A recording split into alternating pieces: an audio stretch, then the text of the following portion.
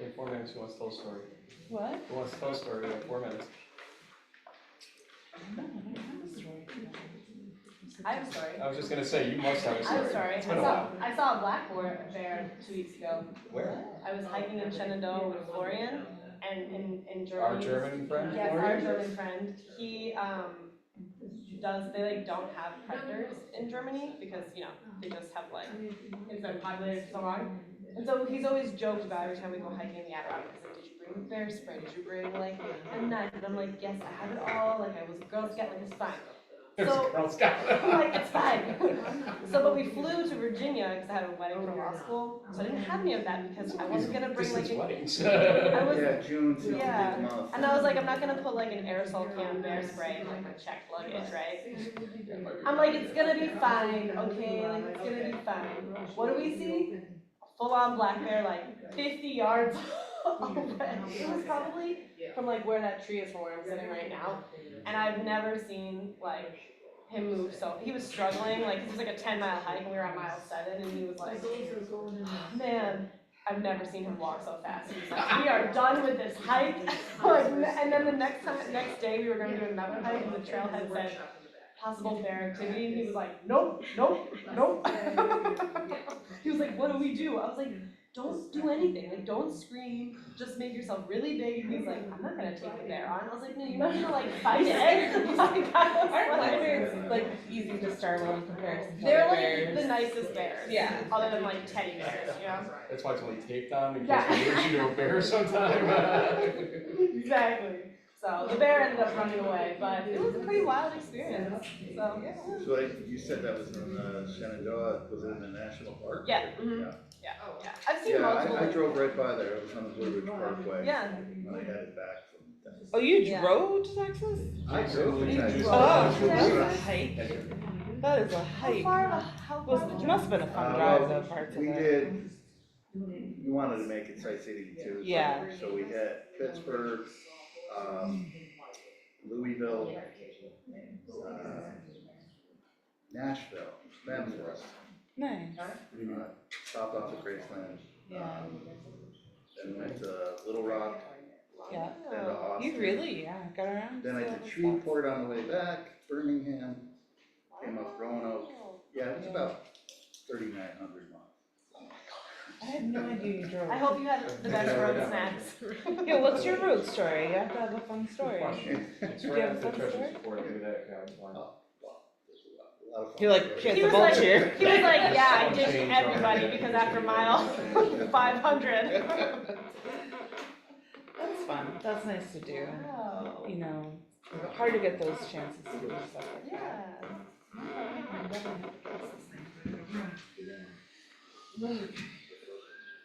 For those wondering, flag right there, as we go and do this. I think you look at me. Please stand for the pledge being led by Jason Gertler. I pledge allegiance to the flag of the United States of America and to the republic for which it stands, one nation, under God, indivisible, with liberty and justice for all. Welcome to the first regular board meeting of the month of June 2025 for the Village of Ballston Spa Board of Trustees.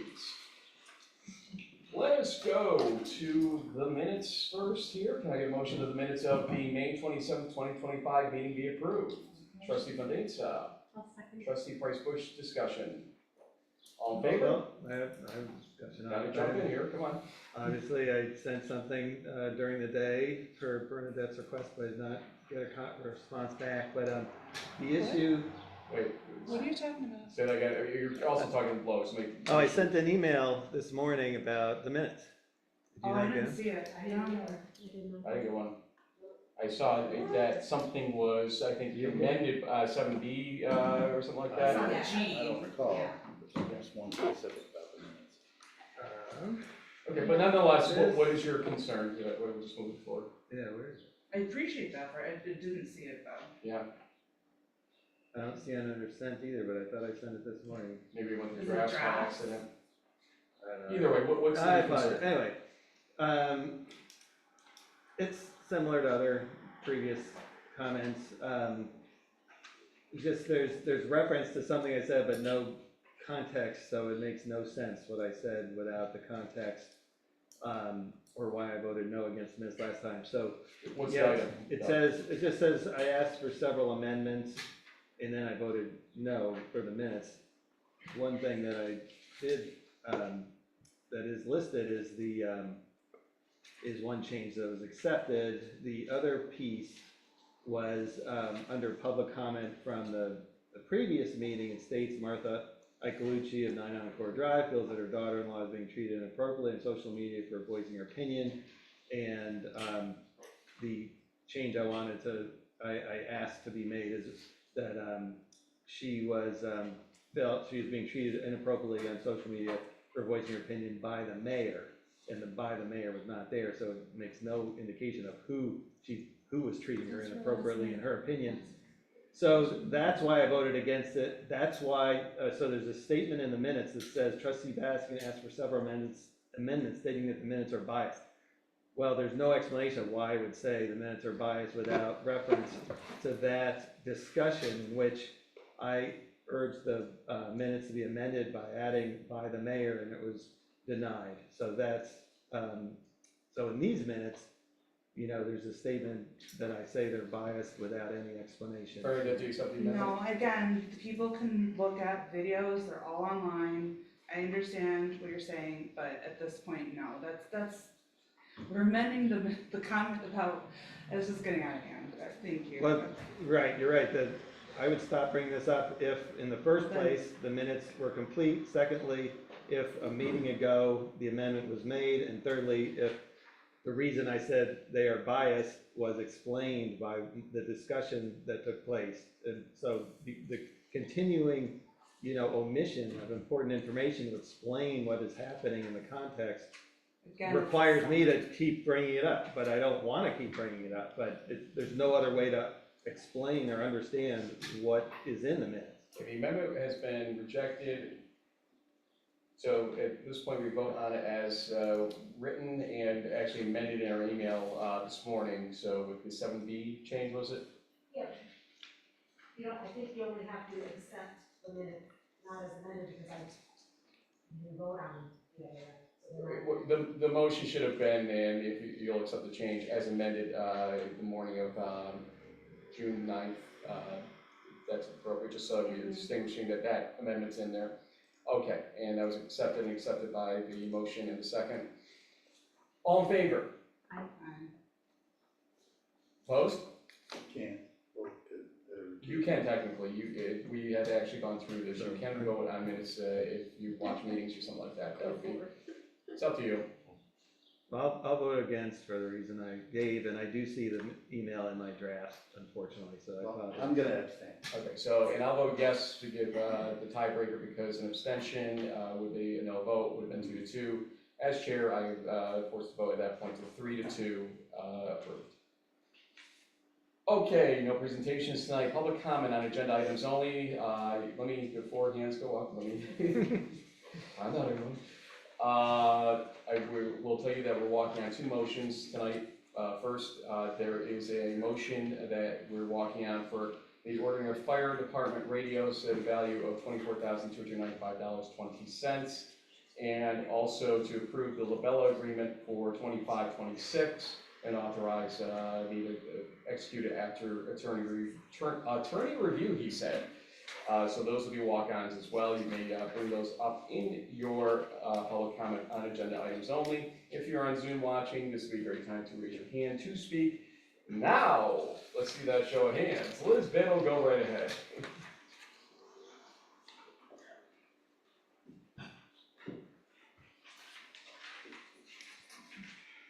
Liz Biddle, 113 Fairground.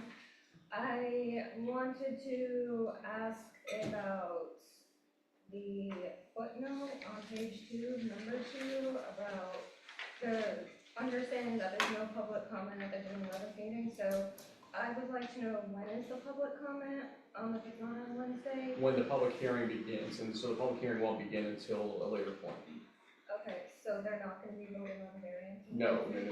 They have to have a public hearing before that. This is the procedure being handled by the planning board and the zoning board. I believe and I don't know this to be 100% sure, but just to inform you, I think they're gonna have a presentation by the applicant, possibly Q&A by the boards to the applicant, and procedural stuff to get to where everybody's supposed to be, or where everything's supposed to be handled between the two boards. That's my understanding of it. Yeah, basically, that's Public that. can still go to that, What's that? Oh, The yeah. public can still like go to the meeting. Oh, yeah, absolutely, absolutely. And the public can submit their comments to the Planning and Zoning Board of Appeals at any time. They can send an email and express their opinions. They can, we usually advise that during the public hearing period is probably the best time to do it though, because they'll be collected and addressed all in that same time. So up to how the public wants to handle it, but just to answer her question, there will be a public hearing for any variance for the seeker issues, et cetera. It's a seeker type 1 action, I believe, and that means that it goes through that higher level scrutiny as well. So you'll be seeing a lot and hearing a lot about that. You got it? Is it, just a quick Sure. question, is it typical not to allow public comment at, planning and zoning? Yes, when the public hearing it hasn't been open yet, yes. Marilyn?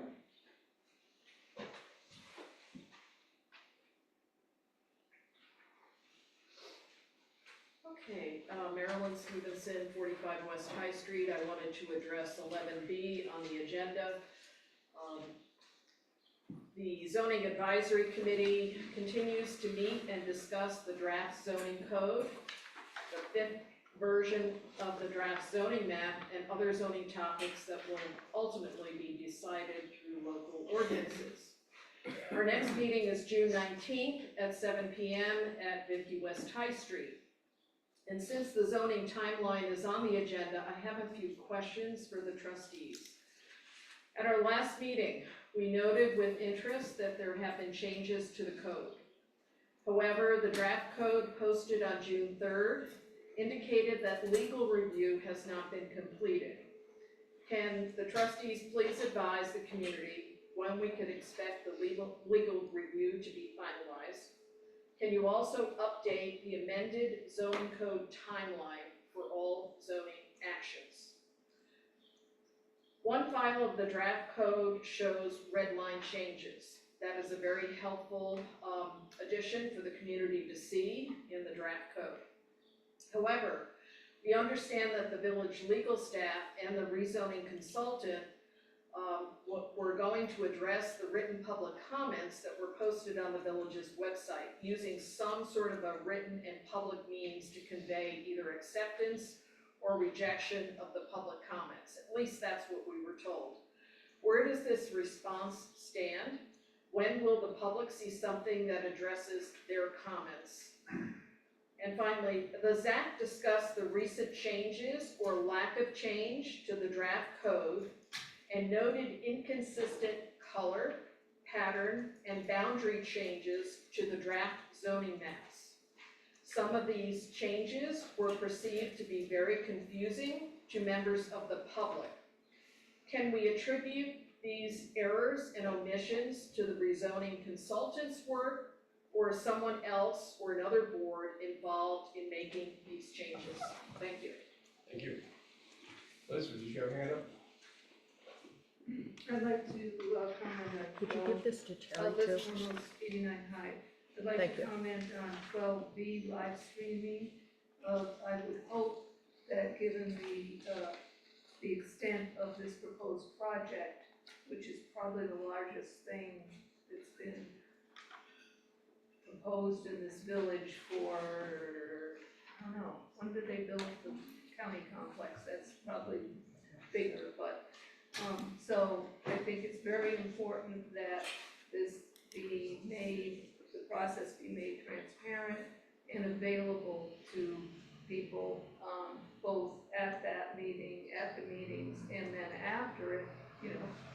Right, I live on a Hyde and there's this huge soccer game going on. You know, those people aren't on Zoom or here.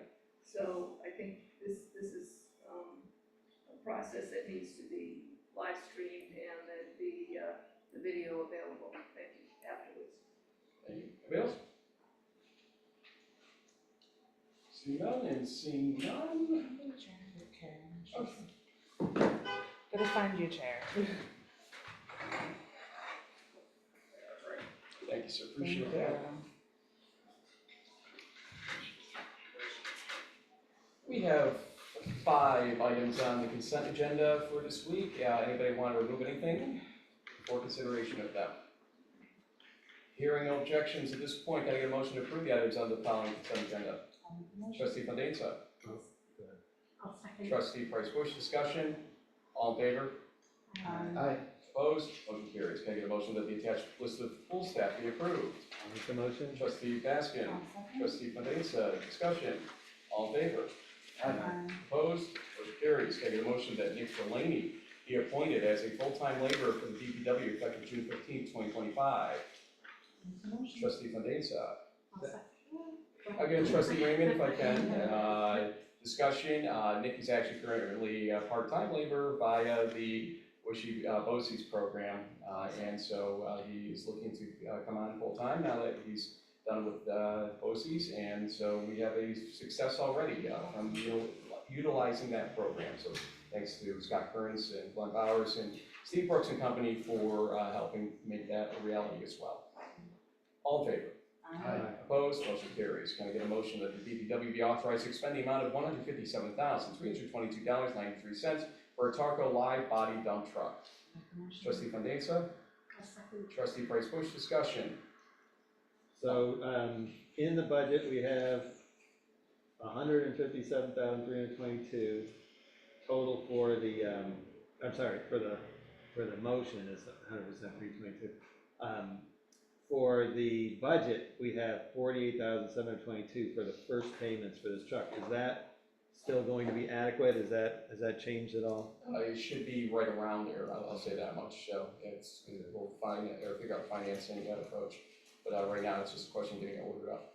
Okay, so it's about the same. All in favor? Opposed? Motion carries. Can I get a motion that the DPW authorized to expend the amount of $56,357.92 for a max and 1,300-pound folding gate truck? I'll make the motion. Trustee Baskin, Trustee Raymond, discussion. All in And then- favor? sorry. Sorry.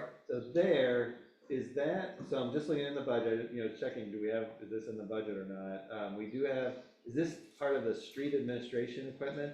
If you've seen some of the equipment, most likely it's in 200. I didn't take the number down. It was, That's how you can tell. It's in 200 most likely. it said it's street administration. Yeah. So that's 45,000, but didn't indicate what it was for. And there's another one for transmission distribution, that would be water, 125,000. So the 45, so again, is this, No, the 125 is for the, I think the 2 payments combined are what you're seeing actually for the 45, because 200,000 plus interest for 5 payments would be about that.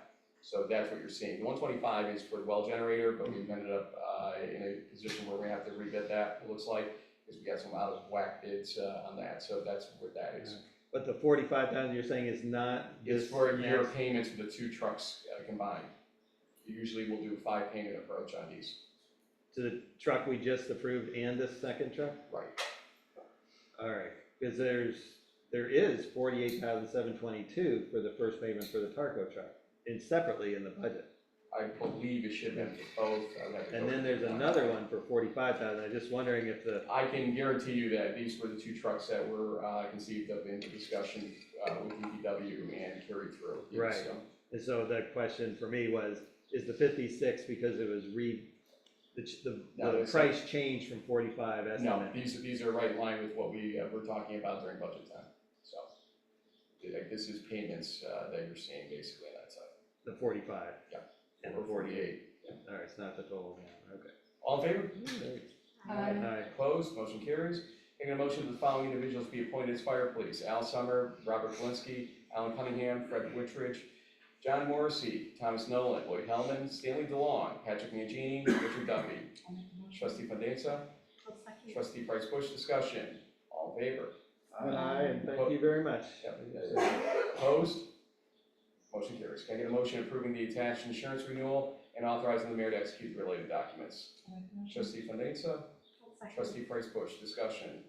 I know that we had correspondence, and I just think that, I don't know when the last time we put this out for like a RFQ, but we should probably periodically. Jen, you did maybe take a look at alternative a couple of years ago, I feel like, did you not? Not last year, possibly the year before. Yeah, and we weren't getting good feedback on that. Nymer is where it's at, and Marshall and Sterling is our broker, it's been really good with Yeah, us. I understand, but it's always good to, every 3 or 4 years, throw it out there just to see if it's competitive, so. All in favor? What was our? I'm sorry. I mean, does it make sense to add professional services to the procurement policy as something that we send a bid out for every 3 years? Because it's not included at all in any way right now. Doesn't that tie in a lot of other Yeah. ancillary sort of? Well, It's for also say a two-edged recurring, sword. what? It's a two-edged sword. For even recurring, maybe like recurring annual services, not just annual, you're right, you wouldn't wanna do it for absolutely everything.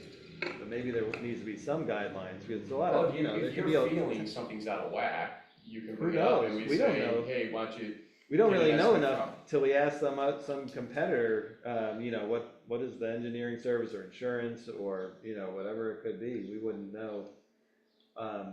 But we're talking about tens and hundreds of thousands of dollars. I'm surprised the professional services is not included in procurement. I agree, you can't always do it, but it seems like there should be some section of the procurement policy that spells out when you do it, and you do it when you can, and when it makes sense, you know, particularly for these recurring things. as it stands right now, we don't, and so.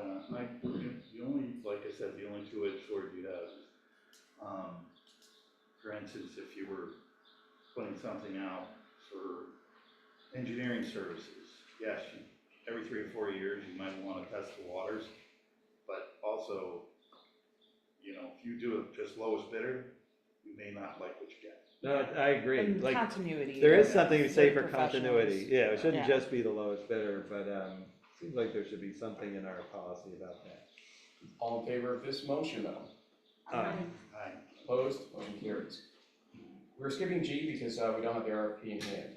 H, to adopt, motion to adopt the attached World Refugee Day resolution with omission of the annually language in the title per agreement by the board, recognizing June 20th as World Refugee Day. Yeah, I'd like to make the motion. Trustee Baskin, trustee Raymond, now discussion. Can I read it? I'd like to read it. You can read it. I Thank think there may be an offered amendment though too.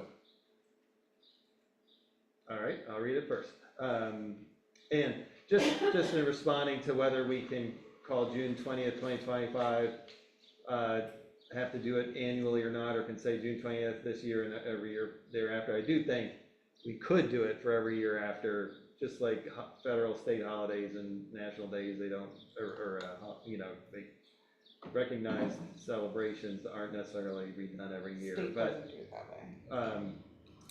I'm sure they do it for some things, but that's fine, we'll do it just for this year. Okay, here's what it says, and we're putting this forward, particularly, you know, that does happen every year, but this year is particularly important for us to establish and assert our values as a community. Whereas the United Nations High Commissioner for Refugees reports that more than 120 million people have been forcibly displaced worldwide as a result of persecution, conflict, or violence more than at any other time in history. And whereas there are more than 43.4 million refugees and 6.9 million asylum seekers throughout the world, people displaced from their home country who are unable to return. And whereas the United Nations High Commissioner for Refugees has determined that 2.4 million refugees are in need of immediate resettlement, and that these refugees include torture survivors, people with severe medical conditions, LGBTQ individuals, orphan children, and women at risk of gender-based violence, all of whom cannot return to their homeland due to their extreme vulnerability. And whereas UNICEF reports that 40% of the world's refugees are children, and that this number has more than doubled between 2010 and 2023, and whereas the U.S. resettles the most vulnerable refugees and has been the world's resettlement leader for decades, and whereas the United States has participated in a resettlement program that is critical to global humanitarian efforts and reflects America's finest values and strengthens global security, and whereas refugees that enter the United States are among the most vetted travelers to enter this country and are subject to extensive screening checks, including in-person interviews, biometric data checks, and multiple interagency checks. And whereas once they settle in the United States, refugees contribute to their communities by starting businesses, paying taxes, and sharing their cultural traditions. These new residents are workers, students, entrepreneurs, parents, neighbors, and community leaders who contribute more than they consume in state-funded services. The Department of Health and Human Services reported that refugees and asylees contributed a $124 billion net positive fiscal impact to the American economy between 2005 and 2019. And whereas the village of Ballston Spa has been and continues to be a welcoming home to a diverse community, and whereas residents of Ballston Spa aspire to live up to our highest societal values of acceptance and equality, and to treat newcomers with decency and respect, creating a vibrant community for all to live in. And whereas World Refugee Day is an annual commemoration adopted by the United Nations in 2000 to honor and raise awareness of refugees, now therefore be it resolved by the trustees of the Village of Ballston Spa, New York, that June 2025 shall be designated as World Refugee Day in the Village of Ballston Spa. Adopted this day. So thanks for agreeing to have this on the, putting this on agenda, and having this motion, and any comments or thoughts. I didn't get it. I sent this in, a good week ago, but I didn't get much feedback. I did get from Frank that we just do it for 1 year. Any other thoughts of support? Ben, I generally very much support it. Frank had brought up something that he thought would need like an adjustment. I found a shorter way to do that, if you don't mind me just explaining it. Thank you for doing this. So I just want to start there. I do wish you had sent this forward. He literally just asked me this afternoon, so. So reading back to it, raise a concern. So the paragraph, and I'm trying to field this so that there's not a lot of changes to this. So the paragraph where it's whereas refugees that enter, that one, so actually it should be who for grammar correction, but whereas refugees enter the United States through the country's legal asylum process, are among the most vetted travelers to enter this country and are subject to extensive screening checks, including in-person interviews, biometric data checks, and multiple interagency checks. So you guys are both what he showed me, you guys are pretty much saying the same thing. So it's a consistency to make sure we're talking about the legal process. So what do you want to change? It's change that to who, and then after United States add through the country's legal asylum process. Oh, that's fine. Yeah, I mean, it's very minor. I saw that you both were talking about the same thing, and that was the paragraph to adjust it. So Ben made the motion, do you accept the amendment? I accept the amendment. And Sean is the second, do you accept the amendment? I do. Okay, so now you voted on it as amended. Any other discussion?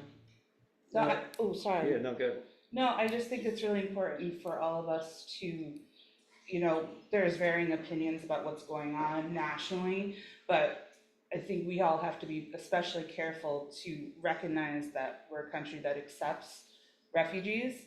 And, it's just, no matter what background you're coming from, there's so much ethical, whether it's religion or anything. I know for my faith, it says you treat the refugee well. And so I appreciate you bringing this up, Ben. And that's my 2 cents as far as this goes. Yeah, and I have no problem talking about the legal aspects of this because legally the United States is required to accept people seeking asylum and to assess their status and then give them due process. And so, what's on the books has the opportunity to provide a just system for asylum seekers at least. So, thank you for your support of this resolution. And all in favor as amended? Aye. Opposed? Motion carries. Can I get a motion rejecting the bids related to the well generator RFP per Labella Engineering Advice? I'll make a motion. Trustee Raymond? I'll second. Trustee Fandesa, discussion? All in favor? Aye. Opposed? Motion carries. Can I get a motion approving the hiring of Janelle Coffey as a part-time DPW employee level 1 for the purpose of watering new Wiswall Park trees and flowers in 2025? I'll make the motion. Trustee Baskin, trustee Fandesa, discussion, She's gonna do a great job. I'm glad she's interested in it. all in favor?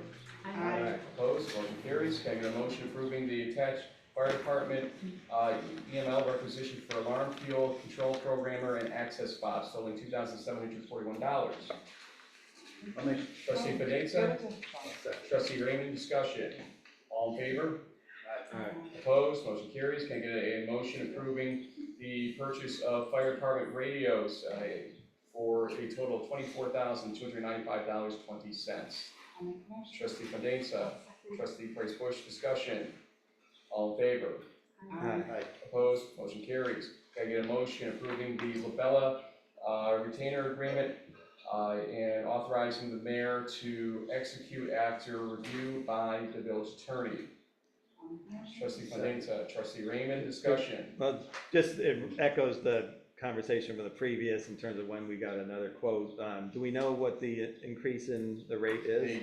They sent the rate sheets, you have them. Was it, and it showed the previous year? No, it gave you each year's, so that you can see at least if you print it all out.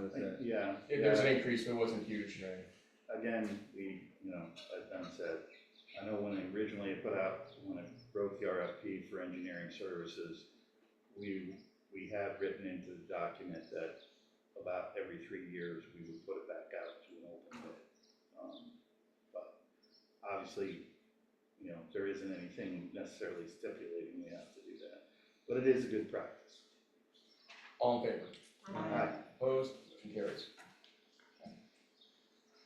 Got through A through M minus G, and here's a report. I got a bunch of items here. First, water tower.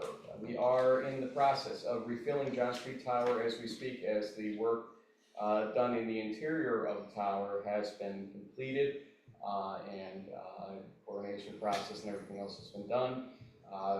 Once that's filled and the water is tested, we will rotate back off of Colonial Hills Tower and go back to John Street Tower very soon. So looking forward to having that happen. And we'll keep you posted on any issues that might come from that, but it looks like everything's working like clockwork so far. Wiswall Park, sorry to Liz Biddle, who worked her butt off for getting the movies in the park together, and we kind of sent out a last distress word of how we were having some issues with the softness level of the sod and some of the other concerns we had. We're working actually directly with Saratoga Sod on the overwatering that has occurred and how to handle that. Who knew? And as a result, they did a fantastic job, not to steal Bernadette's thunder coming up, but they did a fantastic job with movies in the park at Iron Spring Park, and it was well attended. So thank you again for having the flexibility on that and learning how to put that screen. It sounded like it was a buried handle, so thanks for doing all that. And to the ESPPA as always. One thing I should say that right now, I'm not sure if this is accurate, but if this stays this way, we may see another 2 inches of rain on Saturday this weekend. That went up precipitously, and that tells me that maybe it's just a glitch in the Apple system on their forecast. But if we do end up with that forecast staying where it is, we may be in need of closing Kelly Park again just for safety reasons, because we are still cresting pretty high based on all the rain that we have experienced over these last few weeks. Kelly or Wiswall? Kelly Park. Kelly. Kelly Park. Wiswall may remain closed insofar as the sod level, but we're hoping that that's going to start to straighten out. We're going to hand mow it very soon too for the first time. So just be aware that flooding. Can you get a sign saying why? Because people are ignoring that and are going in. Yeah. So maybe a sign Worse is when our explaining, police opened it by accident, not knowing that we intended to close it. this is for your actual safety. Yes. Like, But, so, that- I don't know, that might be having helpful. said that, though, the paving of the Kelly Park parking lot was very well done by Evolution, our DPW, and assisting municipalities. So thank you for that. Kent Street as well looks great. Peckham is not going to be able to do High Boulevard until next week. Guess why? The rain. So they are way behind schedule on their work, so we will put out notices once we know when they're gonna come through to do the first level of work that they're gonna do on High Boulevard to rectify the issues they had there. Library, we have our attic variance approved. We are working with our architects that we approved their work last time. We were all together. I'm getting RFP or RFPs together, depending on if we need one or two for the work in the attic and the work in the basement. Unfortunately, since we don't have it here, it may necessitate an emergency meeting in the meantime because we want to get that moving. We're trying to also make sure that the RFP bid period is basically 10 to 14 days so that we can get bids in and get the work moving along. So we're working on that. We appreciate the library board's assistance with that, and Andrea as well. But at least the variance being approved is a huge step in the right direction. That can take weeks. And so that actually got submitted and quickly approved. So thank you to the state for moving quickly on that one. And I just request if you're gonna have a special meeting within like 24 hours, so just send us a text to make sure we see it, please. Sure, Thank you. Sure, okay. Actually, technically, what the rules of procedure say is that the clerk will try to call to make sure we have a quorum. I don't think she was here last time we did it, and that's why there was no call. Let's see here. Okay, working with the aforementioned Labella on a couple things here, and don't want people shocked when we move in this direction, so here we go. First, we've been working on this for a while with them. We're going back and forth, trying to make sure we can maximize our dollar, but at the same time, get a much improved building. We should soon have something in terms of a final proposed print for DPW building replacement. This has been a long time coming, obviously. This is not a full set. This is just the starter to make sure that we're all in the right direction. DPW has been working with LaBelle to sort of vet things as they've shown them. The last version was probably a little too small because it didn't really gain space. Generally, it did gain garage space, but it could have done more in their view. So we're trying to do an ad alternate where they could expand another 20 or 30 feet on it. So when we have that print, and they're happy with where we are, circulate around here to the board so that you can review as well before we give a green light to go into the full-blown prints. That will be basically bid out hopefully this fall or early winter for potential spring construction period. We're also trying to work with potentially the town of Milton on the idea of maybe using their old, or current highway garage, I should say, before they move into the new one, to see if possibly we can utilize their space for the interim period during that construction. Those talks continue, and we'll keep you posted on that. But this is a reality that the DPW building that for years has sat there looking like an eyesore in our village is on its way to getting improved finally, and let's be ready for that happening. Also, I can point to 30 Bath Street. We've been looking at various ideas on what to do with our court, and the other issue we've been really tripping on, it's not just during the library period, but having a quality space of size for meetings, that we don't have to displace the police department from their garage or other things like that. We are actually working on seeing if we can get a space in the Saratoga Ave, 10th Street area that would be very, very sufficient for both. I will give you more updates on that once we have a better idea on that. If we were to do that, it would probably necessitate selling 30 Bath Street to somebody that's going to be able to take that shell of a building and renovate it throughout. You're looking, if we were to do it at prevailing wage, at hundreds of thousands of dollars. It exceeds the value of the building most likely by maybe double even if prevailing wage were to be applied to what we need to do that building. Bless you. Also, just, while we're kind of considering our assets here, I would also like to know what valuation is for 66 Front Street. So I would like to ask permission, and this would be a spontaneous motion, and so we'll invoke the 90-second rule if we do this, but a motion to approve appraisals for 30 Bath Street and 66 Front Street not to exceed $2,500 in the aggregate. Trustee Fandesa, Trustee Raymond, discussion. I will go to the 90-second crowd participation portion of the program for this. Anybody want to give comments for 90 seconds on that spontaneous motion? Liz?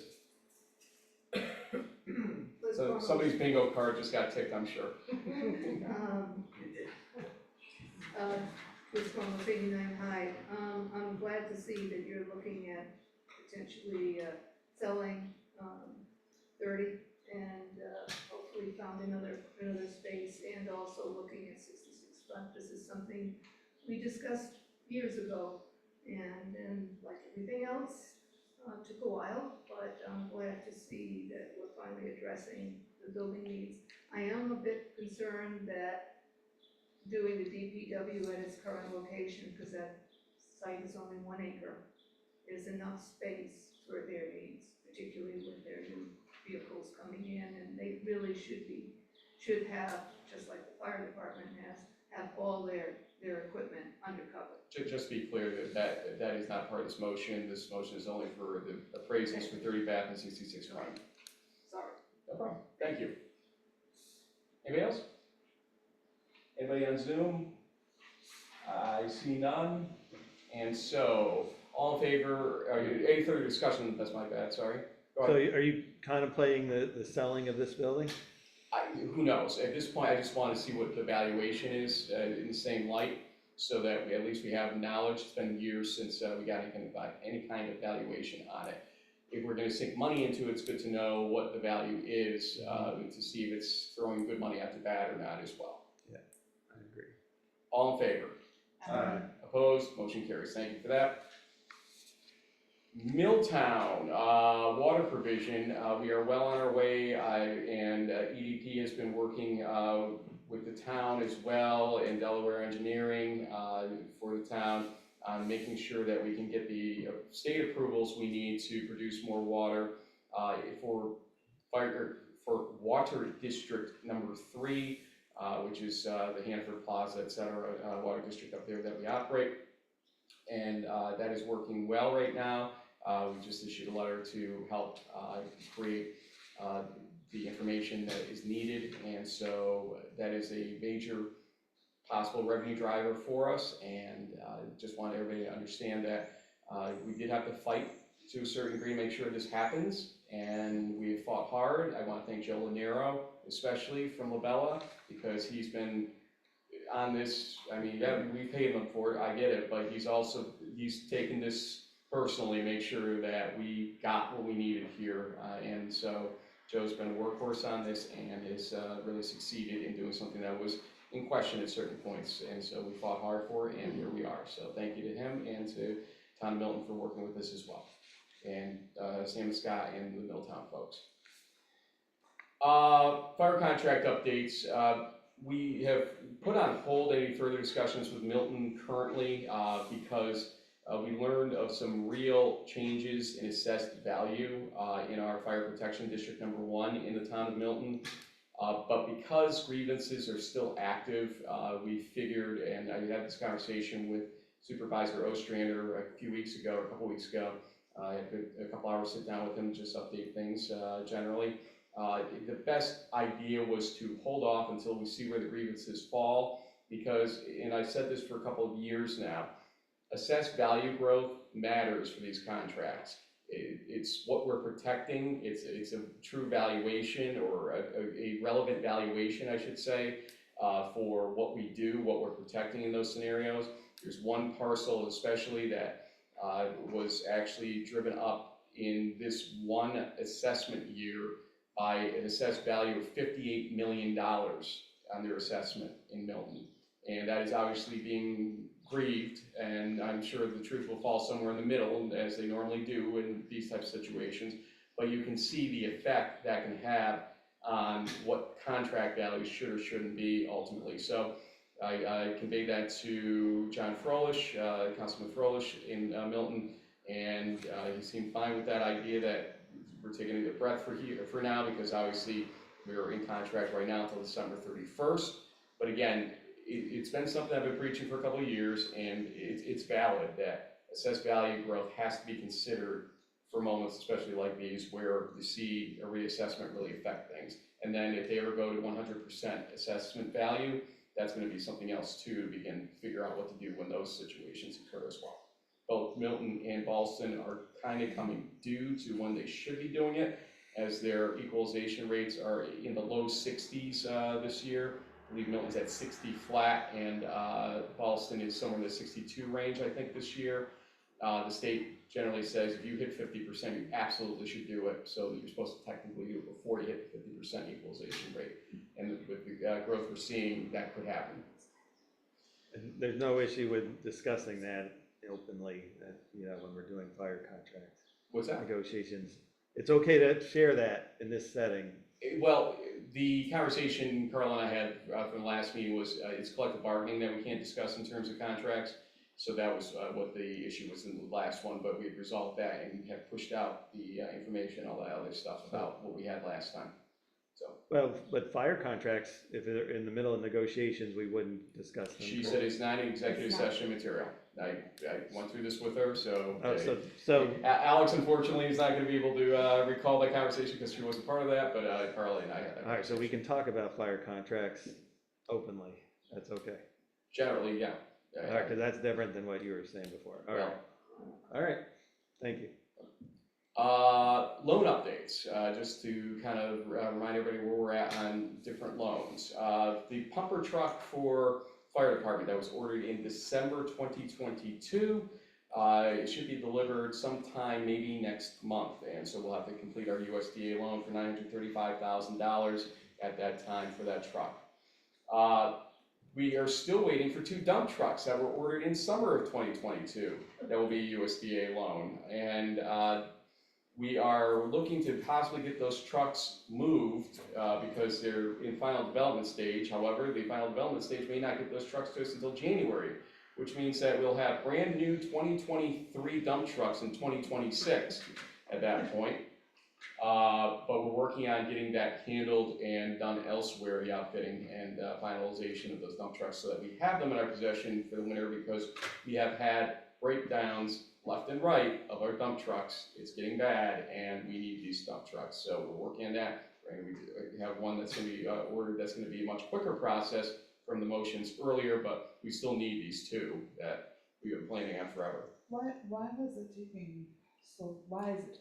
The same reason the fire truck's going to take 4 years, the ladder truck. It's just the production line right now is just atrocious between the raw materials and the actual labor to get it done, and the orders that are out there, supply and demand, are really creating problems right now in that respect. Are we past the 30 days for the permissive referendum? I think you got a few left. I think because I'm thinking of the calendar correctly, maybe like Friday, maybe, or something like that. That is on the website, though, to answer your question, so that is available for view. Let's see here. The ban for the John Street Tower was bid out and is being completed. We've got the closing documents signed off, and I think tomorrow is the date that that will be finalized with payment pushed over to us. The interest rate was about 4.5%. But in reality, in terms of when all the numbers are done, it's about 4.1% for the year. So it's actually a reasonable interest rate compared to the way T-bills are running right now, especially the 1-year level of T-bills. So pretty good. They were very happy with the results of it. Our fiscal advisors folks that ran this and helped us with this. So thank you to them for that. It's about $361,000, I believe, for that first payment. That'll be coming due any minute now, basically because of the work being completed at John Street Tower. Just to answer your question on potential bond for ladder truck issues, I was going to talk about that anyway. And the last thing to think about is the idea that we're probably going to need a loan for the DPW building next year at some point, and so consider that. The goal value on the work is in the $4 to $4.5 million range. 4.5 probably being what it would be with the add alternate expansion, a little bit longer building. So keep it in mind, it's not something that we have to come to conclusions on tonight, but it's just something to think about how we're going to position a posture with something like that. For a loan of that size, we will have to get accreditation through S&P. which will cost us, I think, up to $20,000 for that kind of work, but once we have it, we can pretty much qualify for any loan we need at that point, so that may be coming at us as well. Zoning update, I'll talk about this only because I saw some offhand comment online today, and I just want to be clear about this. Right now, it's in the hands of this board, and that was part of the how this works thing. Chris Kuschel and Carla did amendments to it. Chris worked on the zoning map based on the comments as well, and they're still looking at things along with this now. So we're over the next, maybe another 2 weeks or so, 2.5 weeks, going through and all doing our comments and giving feedback to Carla and to Chris. That's why we haven't publicized it very hard, because right now it's us. And then once that version is ready to go, that near final version, we'll call it at that point, the next steps are going to be our planning board, county planning board, public hearing, approval. It takes as long as it'll take ultimately, but again, the idea was to make sure we kind of set some guidelines down the line so we could get this done for the bulk of the zoning. And so it'll take how long it takes for our board to review it and get it done at this point on our end, and then as well for the next steps, planning board to review it, et cetera. So that is why it's not being publicized. There's no action items currently for the public to take on this. There will be several action items upcoming once we get through this part of the process. I gave you the paving update already. I think that is it for me with respect to mayor's announcements. Let me quickly give you the treasurer's report, since I actually have it on my screen for once in the right spot. Meter cards have been delivered and are being dropped off at a steady rate. Filled out in the village office. Thanks to everybody for that. Don't forget, you must have been by the end of this month. Tax bills have been received by village residents, and we've processed what came in this week so far. Please remember, pay your taxes by July 1st, 2025. With respect to year-end fiscal year 25, which ended on May 31st, we're working with LGSS on closing out that fiscal year, but we have to wait until most of the invoices have been submitted and paid for June. Once those are in, we'll continue toward the closing of that fiscal year. Pool operations, we're again using the Clover credit card processing system for the village pool this season. Looking forward to opening day, which we'll update you on very soon on the website, etc., including the swimming lesson sign-up day. Bank reconciliations are being worked on. We'll hopefully be emailed to the board of trustees before the meeting tonight. I'm not sure if we actually got those or not, but I know Melissa was working on trying to get those, so if you don't see them now, you'll see them very soon. Okay, I'm tired of talking. You all take it. Light on reports from myself, but just a reminder, on Thursday, this Thursday at 7 p.m., we're going to have another Revitalize Ballston Spa meeting, aka the BOA study. We're going to be going over the public comment or the public participation at the workshop and their comments. We'll be discussing that. Reminder about June 14th is the first day of the farmers market. It starts at 9 a.m. to 3 p.m. There's a lot of activity going on that day. Flag day, right? There's a bunch. There's folks practicing their free speech. There's a bunch of stuff, but please don't forget the farmers market, and we love to see them be in the new park. So I know a lot of folks are excited about that.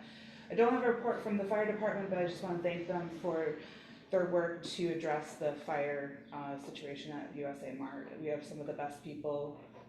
We have the best, I shouldn't say some of, we have the best firefighters, I think, of this region, and just always thankful that they're there. So you probably have more details than I do about it. Just to say, it's a team effort though. We show up and then a bunch of others show up. Sure. In that situation, it was literally a 2-alarm fire, which is a rarity for us in this area. And the troopers were mobilized, sheriffs were mobilized, community emergency mobilized. This was a very unique and fast-moving and scary situation for everybody. And so thank you to everybody that came out to protect us on that one. Our guys. They are. No, but very grateful for everybody. I had to be a diplomat at No, times. that's alright, you know. But they're my guys, so.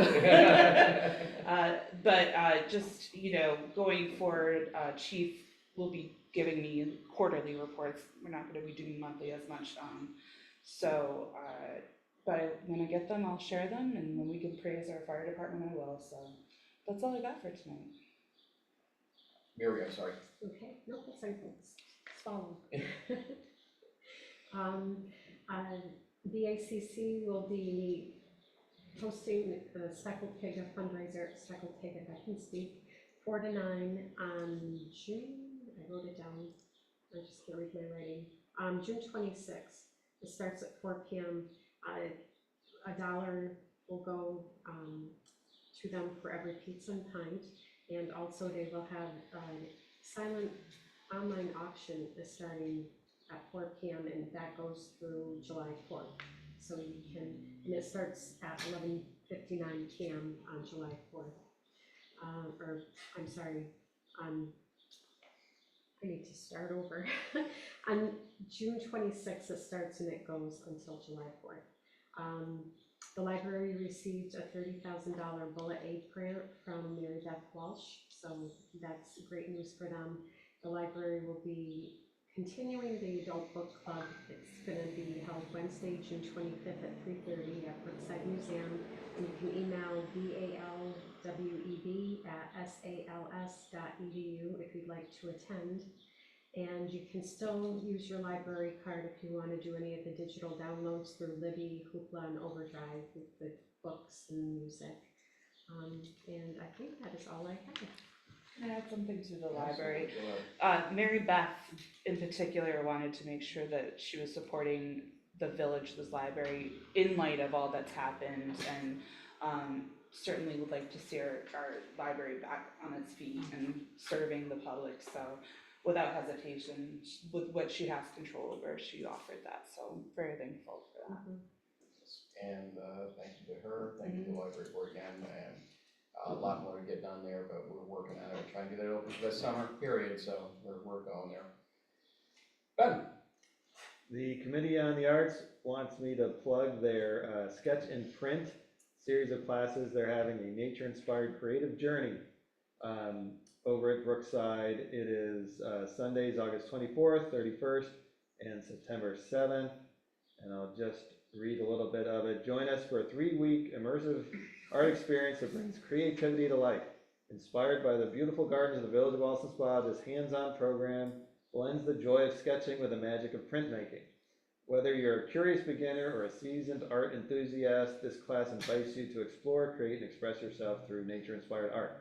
And what to expect each week. Week 1, August 24th, learn the basics of nature-inspired sketching in a relaxed, supportive setting. Week 2, August 31st, intro to printmaking.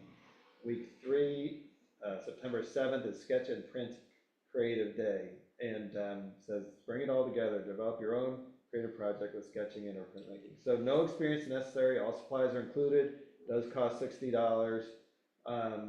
Space is limited, so they ask you to sign up ahead of time, so you can go to Brookside or the Committee on the Arts webpage.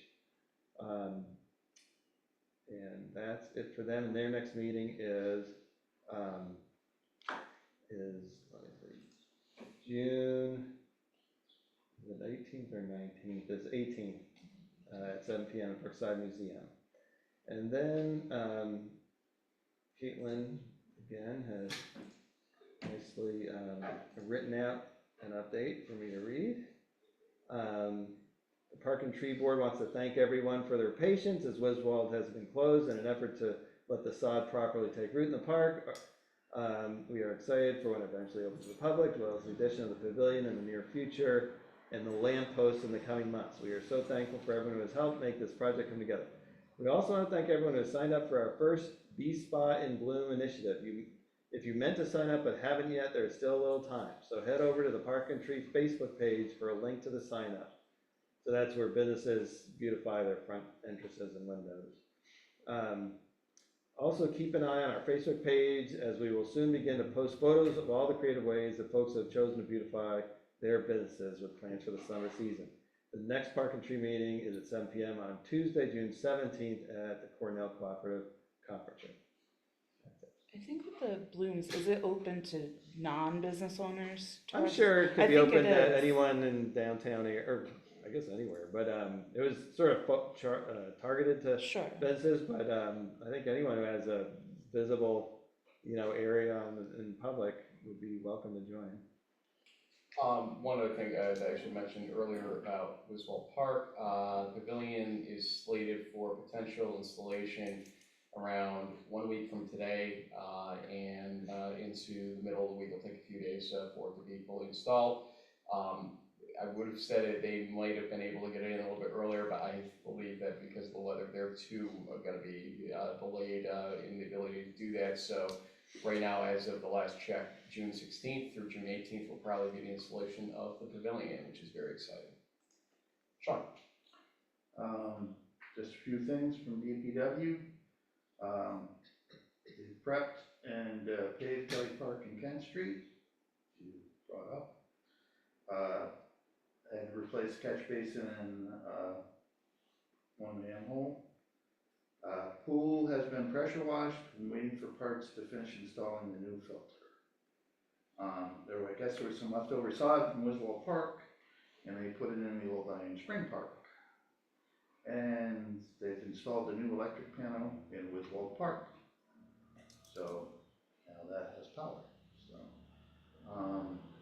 also had a couple of water main breaks, Malta Ave and East High, that they've addressed. And the final round of brush and leaves pickup has been completed. So folks, bag and bundle until October. So that's all I have. Thank you very much. Okay, let's go old business. Mary, emergency management proposal. I wish I had more comments from you. I have not completed my comments, I'll be honest, but let us at least begin talking about where we want to be going with that. So go ahead if you want to lead this. Well, I think I had said before with having the emergency management in place, it allows more opportunities for grants and getting supplies and just getting everything rolling. So the sooner we get that done, the sooner we can, start educating the public, basically. It's easier reading than the zoning, I'll say that much, because I look on it often, it goes a lot easier, I will say that much. Any feedback from the board Do currently? we wanna set a deadline of when, so we work toward it? Yeah. Are you a deadline kind of guy? I am Yeah, too. me too. Yeah, this is why the zoning thing is like, you gotta do something with a deadline somewhere, but go ahead. It's pretty voluminous, and I've actually, for me, I felt like I had to research part of it, just so that I have familiarity with what those are. So, for me, it's the other way around. I think the zoning reads easier for me than the emergency proposal, but, I don't know, what do you think's a good timeline? Like, a month from now? I was gonna say, why don't we try to get her comments by email by June 30th, and then be ready to talk about it at the next meeting, first meeting in July. Okay. Does that work, Mary? And when Is Officer Ackley going to be mad at me and arrest me? If he's doing his job. There you go. And when you say proposal, the proposal is what exactly? It's not so much a proposal, it's something that every municipality has, so it's just following in line with every municipality. It's the something creation that of has- the office. It's establishing an Right. office, is what it is. Yes. That's why I call it a It is. proposal, it's the proposal to get the office open, as Yeah. you said, but yeah. Right. But it's nothing that is being created from scratch, or it's not new, it's just, So are we gonna have to create a new budget line for? At some point, probably, I think right now it's just a question of getting off the ground, figuring out what the budget needs to be too, for that matter. it's gonna be a while to get it off the ground. Anything else on that? Yeah, so there is a money component to this, but you don't know what it Possibly is. not, no, if we can, Grants if possibly? they can get the grants, yes, and you contact Red Cross and whoever you can contact, and they are willing to give the supplies, so, but you have to have this, you have to have it official. Thank you very much for following up on that, and again, apologies for not having more at this point, and we'll work on that definitely. Zoning timeline, sort of went into where we are with that during Mayor's report, because I wanted to kind of dispel some of the misconceptions out there about what's going on, but we right now have it, and timeline is not gonna be reproduced really until we're done, and then from there, we'll see where the planning board, well, first, where edits will take them. Planning board meeting will take them from there, how to time it with the county planning board meeting with respect to planning board giving us the feedback first, is the way that Jeff and the county had suggested he wanted to see it work out, and then go into a public hearing mode, potential special meeting at that point. It's, I think, right now, until we see how we are making out with the edits, I don't see why we're setting a date for a special meeting yet here. It might be necessary, I just don't know where we are on it at this point, but maybe something late this month, if we see that there's a voluminous number of changes and there's some questions or something like that. So at the next meeting, I would suggest we could schedule a potential special meeting for the end of the month, if we need it at that point. Yeah. Also, I just, like you said, deadlines. Yeah, I would absolutely. like to see the board share each other's comments, at least maybe by the next meeting. I think I was using his 3-week response from last week as kind of like, that's what I was referencing. That's 3 weeks would take us just past that, I think, from the date that he put that out. So we'll see, why don't we just keep each other updated on where we are on it over the next couple of weeks here, and then we can figure out what to do with it at that point, time-wise. Yeah, the reason I put this on the agenda is there are a couple of points I just wanted to flesh out with everybody here as a group. First, glad to hear you bring up the idea of a special meeting. Well, he's brought it up, I'm just addressing Well, this. just bringing it up yeah. again tonight. And on the timeline that Carla provided originally, our next opportunity to send it to the Saratoga Planning Board is July 3rd.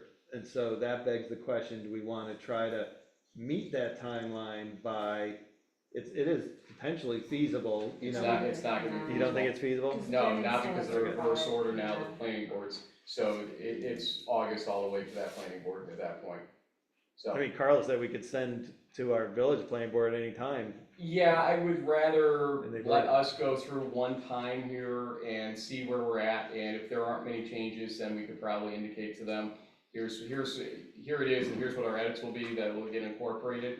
Otherwise, I would say, let's let the process work where we have our opportunity. It's our first time technically looking at this, and so I think it's fair to the board to give us the 3 weeks, like you suggested, and then go to the planning board from there once we get the edits. All right. At one point, there was a big rush, but I'm glad to hear that's not. Ben, as Sean just said, and this was the whole idea, we gotta put a goal date somewhere, and if it has to get kicked out, it gets kicked out, but at least we're working toward it, because for a little while there, we were just kind of flailing without really having an idea where we were going with it. No, I'm glad, that's why we're having this conversation. So, all right, so we're looking at August, June 30th?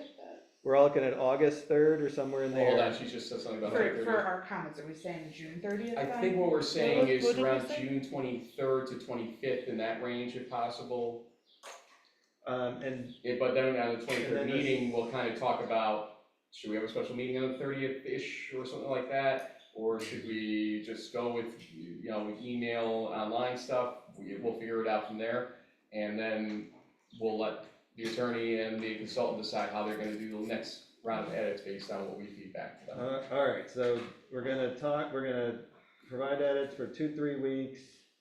And so it might go past the next meeting, but at the next meeting, we should plan to schedule the special meeting. If needed, if we determine it's needed. All right, so in order to work as collaboratively as a group, I suggested we, have a shared Word document. Not Where for me, for 145 pages, it's just not gonna work for me, I'm doing it by hand. How, But what I'll do is reduce my written comments, I'll go back through, and so you don't have to read my writing, and put it into a document at that point after I'm done with my that, you handwritten find that easier than just typing into the shared Word document? 145 pages is a lot then for a shared We document. still gotta go through it.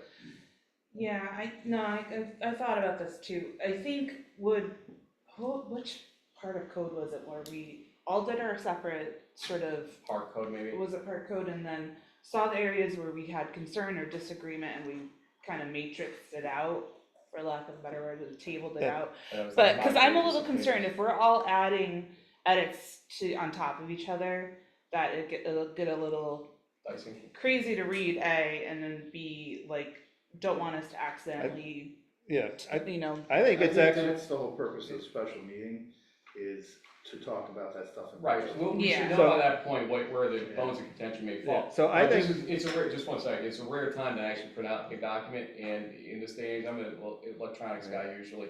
In this case, I'm actually going paper all the way, because it's just a lot easier to market, take it with me. I try to manage it in general, because it's that large. would you mind asking staff to print out a copy for all of us? Staff, could you print out a copy for all of them? Thank you. That's a yes. Thank you, John. So the Thanks, advantage of the shared document is not only, I found it, we did this for another, law or code, and, Do you want the clean copy, and it- by the way, just out of curiosity, just to be clear? no, it can be the marked up might be better You for. won't see colors is brown, because we're not gonna use the color printer. Right, you see It's on the cross line. outs. Yeah, Sorry.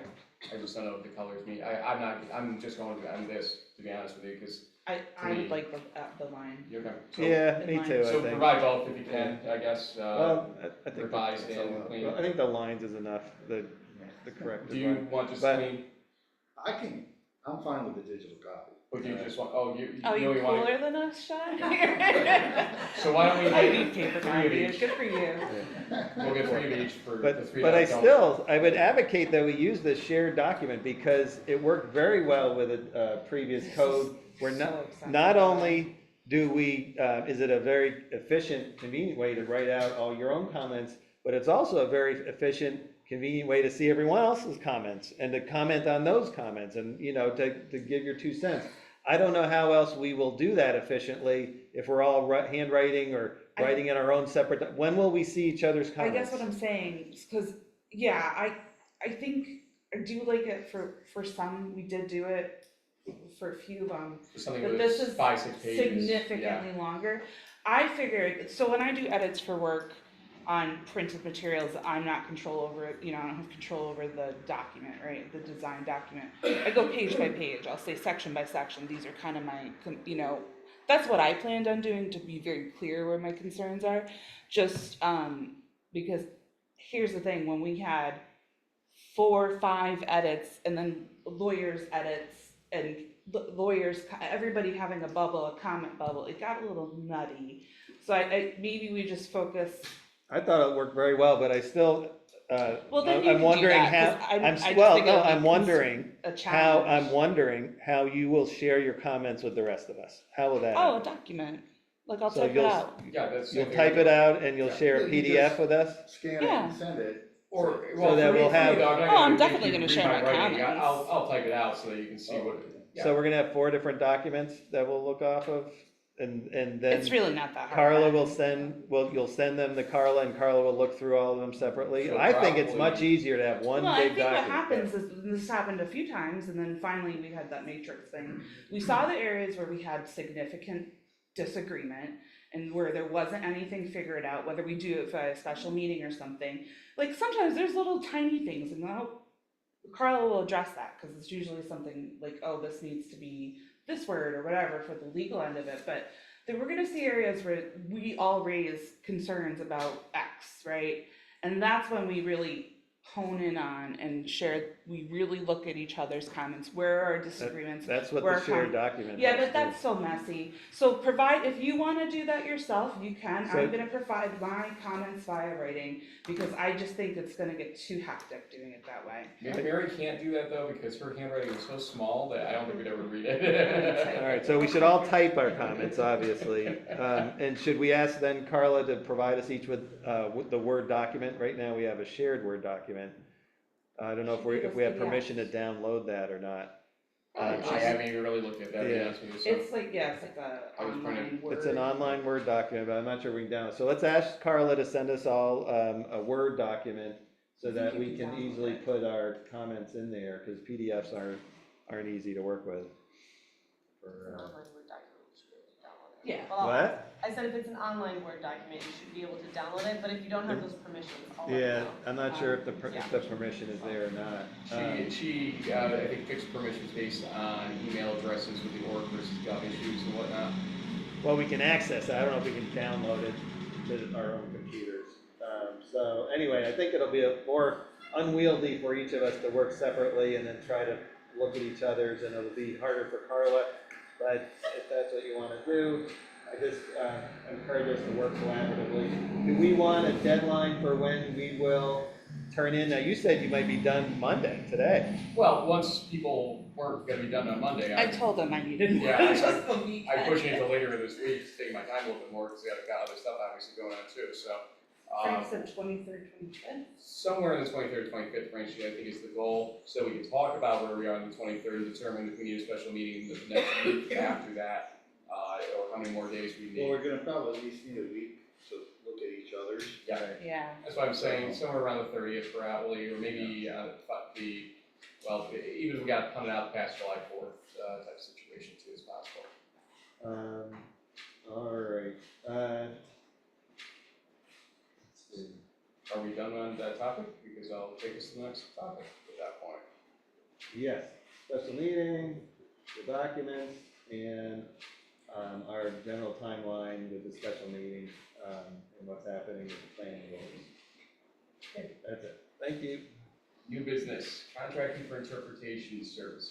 So I do research, Office of Governmental Services has a service where they get bids from a whole range of interpretation contractors, and there's like a single contract that we first have to apply to become an approved user of that contract, and then we actually would go out to bid and see what the bids are. You know, there's prices attached to the to what the state has obtained, and the state says usually the bids are lower than what the indicated prices are. What I've tried to do but haven't obtained yet is to see what surrounding services municipalities are using and how much it has cost them, because I'm not sure how many minutes, you know, it's like $6 a minute or something, but probably not a ton of minutes, but it would be nice to know what the budget range would be. What services or what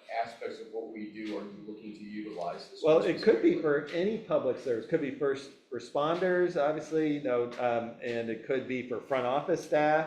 Could be anytime someone calls in and doesn't speak English. So it sounds like first responders, so it was the major one Well, that you're it was, looking at? yeah, it was really what prompted it was the whole police ICE interaction. And Have you been able to reach Chief Bush and Chief Crow on this yet to discuss their thoughts and needs on it generally? They have not, no, I tried Chief Bush twice, but he's not responded. So Mary, if you have a special connection with Chief Bush.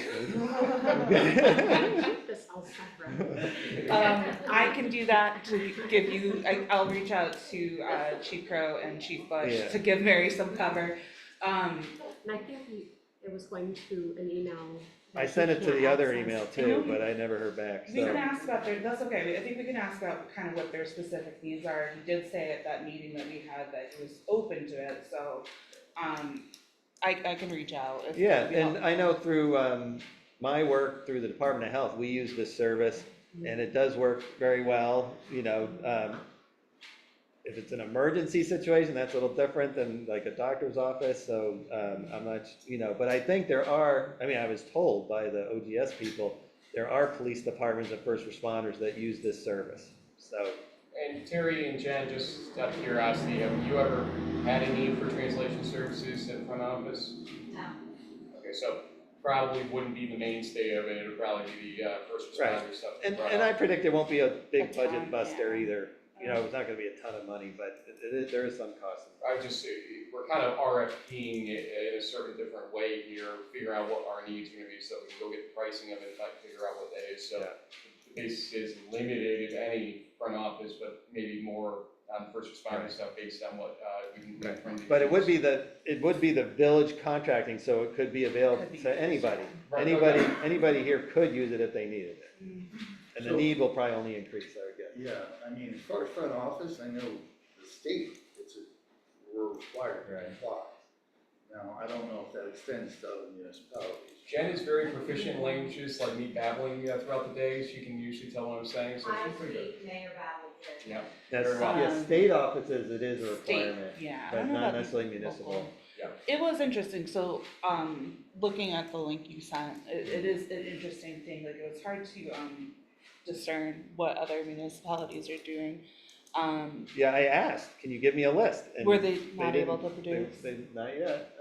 You know, OOGS. I can, well, we might have a legislative liaison, I'll try to see who that might be and see if we can get that, We only need, just what are the surrounding yeah. jurisdictions using if anything? And just to explain for some people, because I had somebody reach out to me, kind of like, what's the purpose of this, do we really need it? And I think that particular stop, they raised some concerns, I go, well, think about it, there are some folks there that, we suspect were trafficking victims. And if we can be that much more able to communicate with people, and understand the situation that they're, are in perhaps, that's why honestly, I just think it's really important that we have it available. And the fact, I don't know why this was so hard, and you would think the state troopers would have somebody available, but it just didn't work out that night, like that day, like that. So, I think it's important for us to look into this,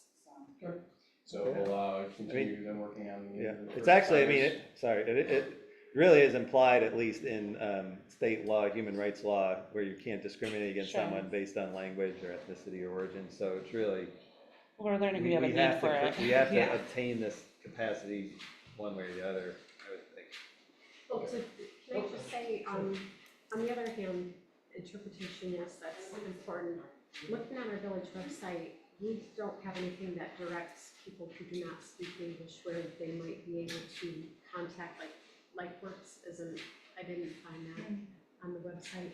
But is there a way that we could kind of put something on the website where people need interpretation, or if they want to learn how to speak English or another language, if we can put agencies or groups that you can point them to?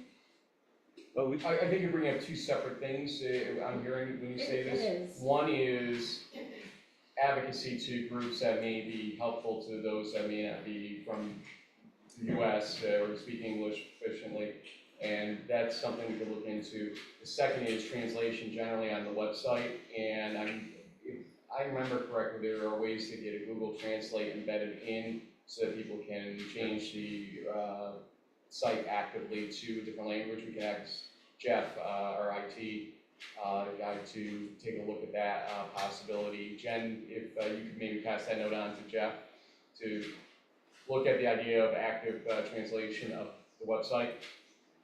Yeah, that's like a Google Translate app or something of that nature, I should say. So, yeah. But those are the two things you're kind of looking at there, Mary, when you say that? Yeah, just to kind of streamline it and they can find what they need in one spot. We'll work on number one first, that she's gonna look at, and then we'll kind of look at how to maybe provide more information upfront on who to contact, how to contact, type stuff. Thank you. Yeah. Okay, live streaming of June 11th joint planning board and zoning board meeting. I want to read something because I pushed this out to the board, hoping for a correction. It didn't happen. So, but this also provides the information, I think, with respect to how this works. This is addressed to Ben. I noticed a little while ago on your trustee Facebook page that you posted about this Wednesday's planning zoning board meeting. In this post, link included, you made the following statement, quote, "I'm advocating that this meeting be live streamed, but it's up to Mayor Rossi. This is completely untrue and a perpetuation of a problem that our board at times seems to fail to recognize. Our planning and zoning boards are autonomous boards. As such, it is up to them to request whether they want to change a procedure in their meetings, including recording and or streaming. While Planning Board Chairman O'Connor and I have discussed the general idea in the past, the issue becomes how it will occur, especially at a remote site such as the Alps, and how to ensure that the procedure used in this application does not deviate in a way that could be considered prejudicial to the applicant to avoid a potential lawsuit later if the policy is not consistently applied thereafter. As a result of the general discussion, we have not received a formal request to figure out how to assist the planning and zoning boards in this manner. Furthermore, since it would require staffing and comp time potentially, it would require the Board of Trustees to understand and determine the consequences of the potential changes in staffing. In other words, this isn't, quote, up to Mayor Rossi, it is first up to the autonomous boards and then up to the Board of Trustees. Furthermore, I did receive a request from planning to get a better sound system to ensure better audio in various acoustic settings. I approved the purchase of about $300 in microphone and microphone stands, which is consistent with purchasing policy, and which will be part of our Amazon business account abstract entries. Again, I have discussed this with Stephanie and Carla, our attorneys, frequently, and they are ensuring that the Board of Trustees does no more than facilitate the autonomous boards upon their request for assistance and/or spending. Unless something is specifically covered by village code, it is assumed that the operations and procedures of the autonomous boards should be under the control and modification of those boards. I would appreciate you removing the inaccuracy in your post by the end of Saturday. Thank you, Frank.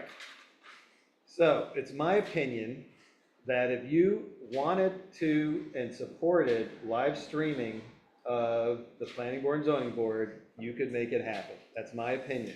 Now, there are 16 pages in the zoning code that we're looking at now, draft zoning code, and how the Planning Board and Zoning Board of Appeals conducts their business. So we are involved in how they conduct their business. We are involved. Yes, the board. And one section is about the public record. So that speaks directly to the issue of streaming and recording. And so there is involvement by this board. I believe if you supported this, that this board would follow your guidance and also support it, and that if we made a recommendation and also facilitated the streaming of Planning Board and Zoning Board of Appeal meetings through whether it was staffing or equipment or whatever is needed, that we could make it happen. You're very good at making happen things that you want to happen, and also good at not doing, coming up with reasons not to do something if you don't want it to happen. I think it's time in this time and age, to have these meetings recorded. It's doable technologically. We have people who are willing to assist with that. It's not too expensive. And just as a routine matter, we should implement it working with the chairs of those boards, but making it a village policy that these public meetings should be streamed and recorded. They're so important, and there's such a widespread interest and not everyone can get to these meetings. So it would be a real public service to add this capability to what they do. And the surrounding towns and villages, many of them do stream these things. I know it's not trivial to implement. I know it's not like just do it. Well, that's what you're actually saying, and your Facebook No, post. I'm not saying that. Oh, yeah, your I'm not saying it's trivial. Your Facebook post pretty much said, I'm gonna snap my fingers and it happens or doesn't happen. I think if you wanted it to happen, we would all follow your lead and see and work to make it happen. That's what I think. So that's why I said that. No, we've been going back and forth about this, because I thought about it, like, Milton has that capability because their meeting room is fully equipped with this stuff. We are in a frustrating position right now as we don't have our regular meeting space, A. B, like, we're doing a lot of catch up with tech. And, we were talking about this with the chairs very recently, actually. One of the things, well, A, who's willing to help out of staff? Because we would need, you said there's somebody willing to help out of staff? I've been talking to community people, actually. They're willing to, and some of them are on the planning board and ZBA, and they'd be willing to assist. And then also just other community members. If they're on the board, I want them paying attention. And then, yeah, Rather they would than just help working on with the setup. It's not that hard. People do streaming meetings all the time, and you can both set them up, have them run, and then take them down at the end, and it really doesn't have to interfere. Obviously it takes some effort to put in place and Especially a remote location, Ben. turn it into a routine. For instance. Well, yeah, but the equipment is mobile. I mean, there's mobile equipment that can be It put into relies that. on cell service at that point. When will that recorder come if it was just ordered? Oh, sorry. When will the recorder come in that we just ordered? It was Wednesday, I think, for that, so. That'll help, so we'll record the meetings. That's Audio great. record them. So one of the things that always was are. brought up to me was that the recorder that is used sometimes doesn't last and the audio's not great, so This was a what is request made suggested- by our board chairs, by the way, what also. what I've suggested for Frank is a Zoom, not Zoom like video Zoom, but there's Zoom recorders and they have like cross mics and they have the capability to do like a wide angle sort of recording. I've used them in like band situations to do mic checks, or not mic checks, like an audio demo, and then also, are you in a band? I'm sorry. It would be so fun to find out that you're in a band. Sorry, I was like, wait, tell me more. No, we've used them for demos, for music, but then also my office, the legislature, we have one and they've used them in meeting settings, kind of similar to what the zoning and, the planning board would be. So it is my hope that the recording will be a lot better and not only helpful to our clerk, but we could post those too, so. Yeah, that'd be great to post recordings so that everyone could So listen. at It's least audio, that, it it's is audio. audio. Yeah, that's great, and it's not the same as, so that's my point, there is this great technology that we could bring in, the recording is like half the game, and then you That have one's a. super attainable though, like you hit a button, for what limited kind of available tech we have in a unique position in unique buildings.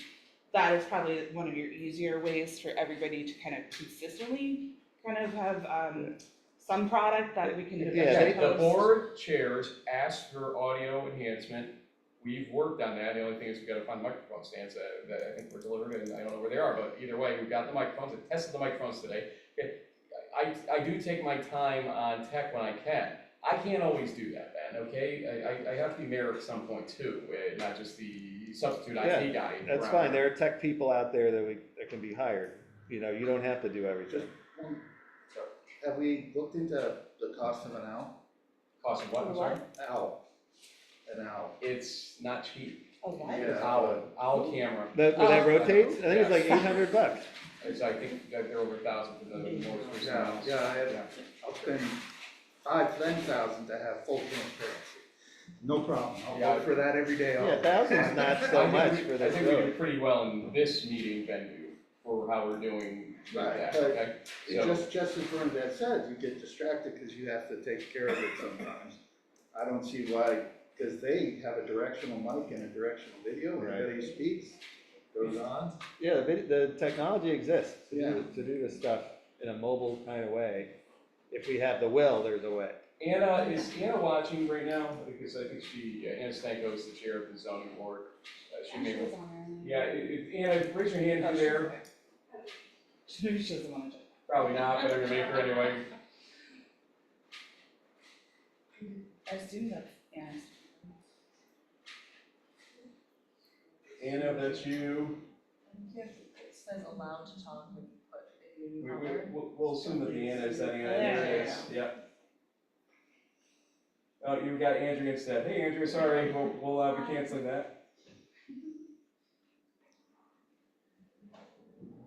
Anna, you unmute. I didn't mean to raise my hand. I was just saying that we cannot depend on our board members to do any type of recording. That is a complete ludicrous idea until the board is ready to find somebody that is willing and able to come to each planning board and zoning board meeting, show up, set it up, and take care of it from beginning to end. That is not something that we can depend on our board members to do, nor will I ever support that. Do you think it's a good idea, in theory, to stream all these meetings? I'm not objectionable to it. I do think that if we start doing it right now at this point, it could cause an issue, because why haven't we done it in the past for other issues? It seems to me like it would be a good idea during the organizational meeting in January to set something up. You guys have time to look into it, find somebody, set it up as part of our regular organization. That's how it's done. You just don't start now. How can we say, oh, we're going to start now because it's this big project? Well, what about the last big project we had? What about, 3 meetings ago where somebody was laid up in their house and they wanted their neighbor wanted an area variance and they couldn't make it. I just think we would be opening ourselves up to a load of issues. That's just my opinion. This is one I'm reason not, I'm why. not objectionable. I don't object to it. I just think that it needs to be thought out thoroughly.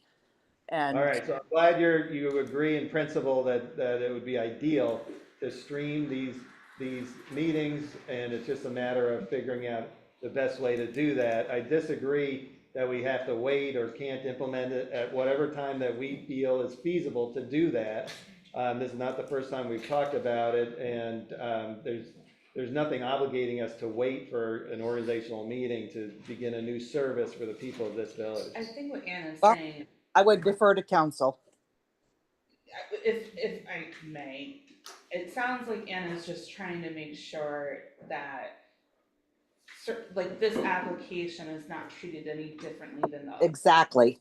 So I know that is on the forefront of the mind, both Chair Anna and Chairman Rory, that, their boards are gonna review this, but it's really quite important that there's a kind of continuity as how they treat these projects. So, I think that's just kind of the concern.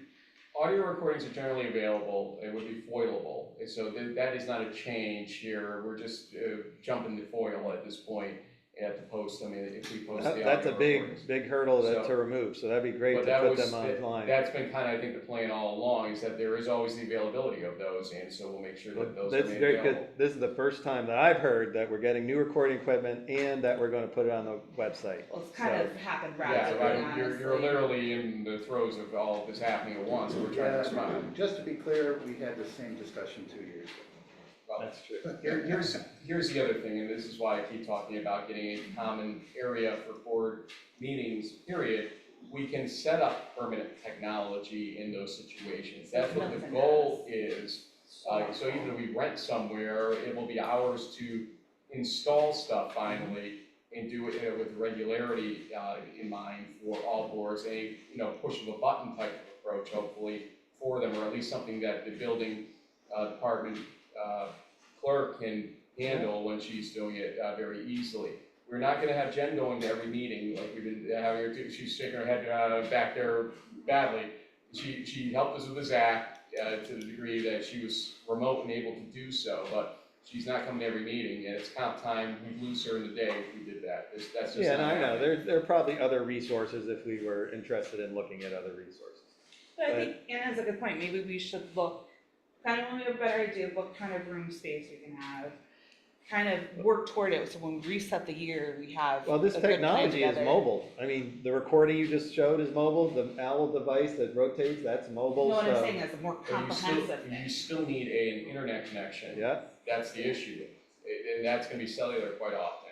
Please be quiet. Okay. Okay. I think we've Thank kind of beaten that dead horse. Yes. Anna, thank you for participating, give us your insight, because as I said, you're autonomous boards and chairs in that respect, so thank you.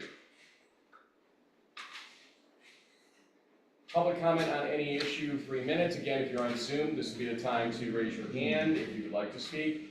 And if your bingo card says Liz speaking 3 times, you have bingo, maybe. Go ahead, Liz. Excuse me, what do you mean by bingo? You've never heard of a bingo card? I've heard the bingo card, what does it have to do with the? Betty even It's laughed not an at it. insult. It's just It was a like, joke. it just means you're getting something good. That's all. Win. Yeah. That was the best Liz explanation ever. Warren's 89.9. Thank you. On May 30th, 2025, I asked the mayor on his official Page? Facebook, under a picture showing and noticed that there was a water break, okay, on that day. And I said, it looks like higher water pressure is causing a lot of breaks, something that was not anticipated. How much does each of these breaks cost the village to fix? is the fix to solve the problem at that location? Is the fix going to solve that problem at that location, i.e. the permanent repair? Thought it was sort of a normal type of question to ask. Another person commented after that, exhausting. And then you stated, I don't even bother anymore. When I asked, why can't you just answer the question? You stated, I don't think I'm required to answer another question from you until December 2058. I wrote, it appears as if you are treating me different than other residents. You responded, you're correct. I paid too much attention to you. That will be changing. I now ask those questions since you would not give me an answer at that point, and you basically were insulting, as well as encouraging other individuals to tell me to leave the area, etc., etc. You don't have to like me, but you do have to treat me equally as you treat other residents. And I asked a legitimate question, did not break any of your rules, and I did not get an answer. And I actually posted that again early this morning, no answer. Who's next? Carol?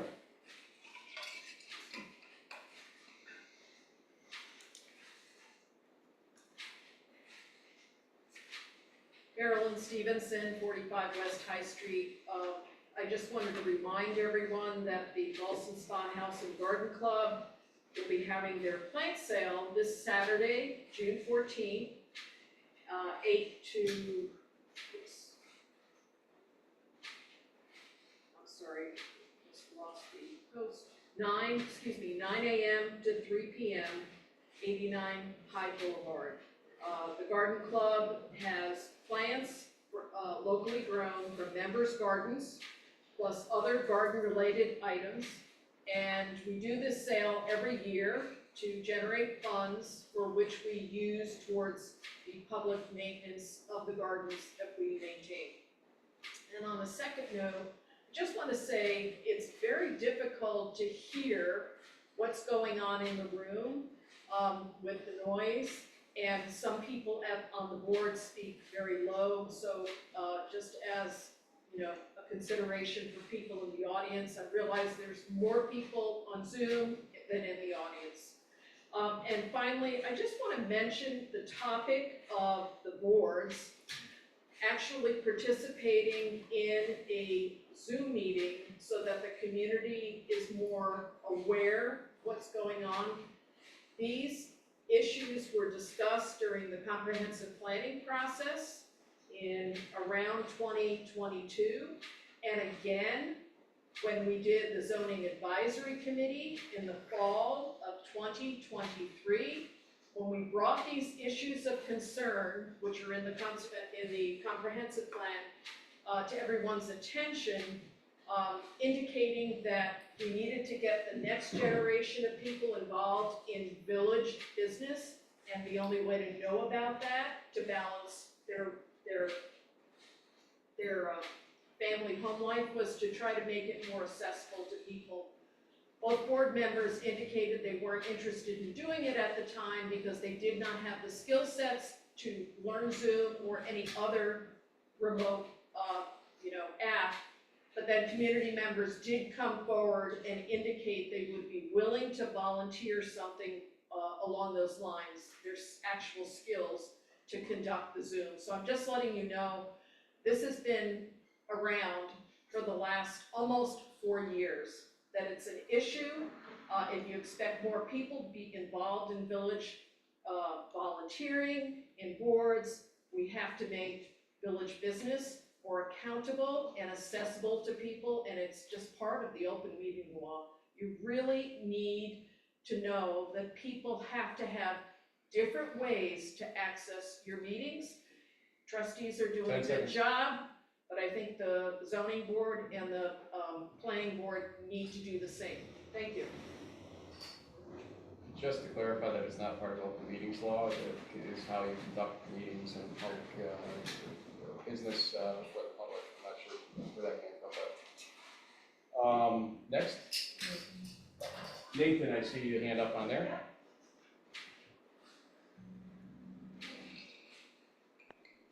Can you hear me? Yes, go ahead. Hi, Nathan Ward, 1 Hyde Boulevard.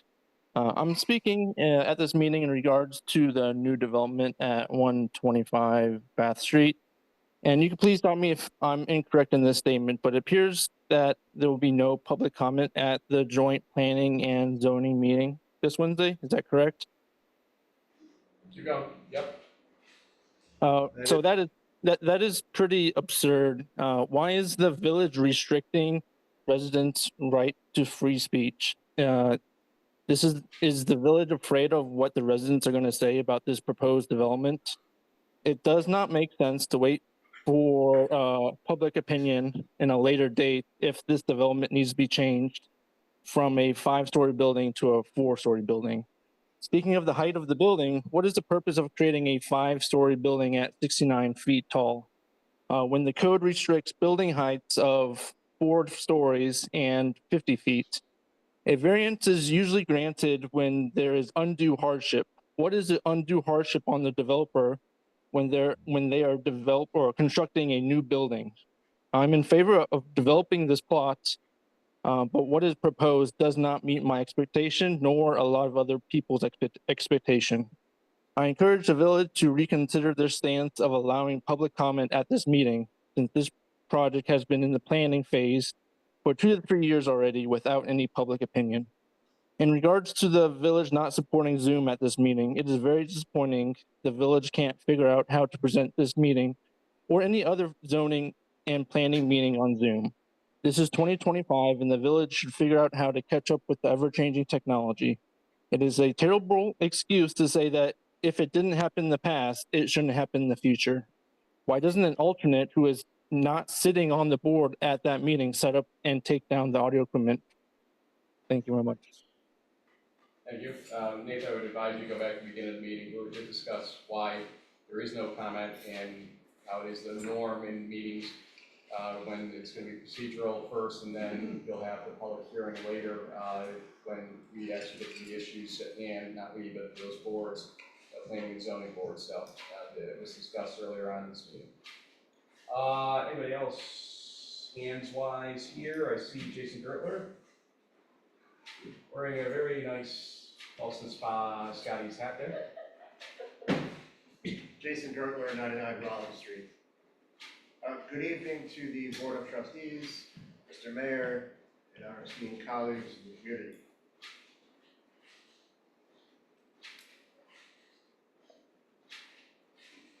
I just wanted to come today as a member of the leadership of the Ballston Spa Junior Baseball League and express gratitude and thanks to the mayor for supporting baseball, the high school baseball team, providing updates, and the hair challenge. I keep forgetting I have this hair like this and not explaining to people. So that's all I got today. I'm wearing representation for Ballston Spa baseball, purple and gold pride, and you have your purple and gold. So thank you for that and keeping everybody up to speed on. I'll talk more about that in other business later in board response, which may be coming up soon here because we had a lack of hands a moment ago. Anybody else with a hand? Seeing none and seeing none, let us go to other business, including but not limited to board response. Why don't I go in order, Sean? Have you start? I guess I would answer Liz Cormos. Part of her question is, you know, it's hard to say because in discussions with Scott, you can never tell what exactly caused it. It could be age. It could be a fluctuation in water pressure. I can tell you from an engineering point that if you have increased pressure,